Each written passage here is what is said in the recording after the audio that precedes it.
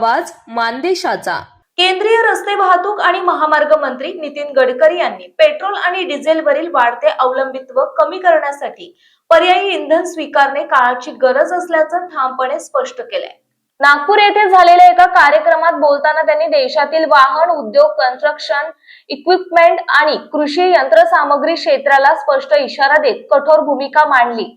जर पेट्रोल डिझेलवर आधारित वाहने कमी झाली नाहीत तर युरो 6 सारखे कडक उत्सर्जन नियम अधिक प्रभावीपणे लागू केले जातील असे त्यांनी स्पष्ट शब्दात सांगितले। मी वाहतूक मंत्री म्हणून ठाम निर्णय घेतला आहे। पेट्रोल आणि डिझेलवरील अवलंबित्व कमी करा, अन्यथा युरो 6 चे कठोर इमिशन नॉर्म्स लागू करण्याशिवाय पर्याय राहणार नाही असे गडकरी म्हणाले। ट्रॅक्टर आणि इतर वाहन उत्पादक कंपन्यांनी आता फ्लेक्स इंजिन तंत्रज्ञानाकडे वाटचाल सुरू केली आहे असंही ते म्हणाले। 100% इथेनॉल आणि सीएनजी वर चालणारे फ्लेक्स इंजिन ट्रॅक्टर आधीच तयार झाले असून भविष्यात अशा वाहनांची संख्या मोठ्या प्रमाणात वाढेल। नागपूर येथे आयोजित कार्यक्रमात गडकरी यांनी ही माहिती दिली।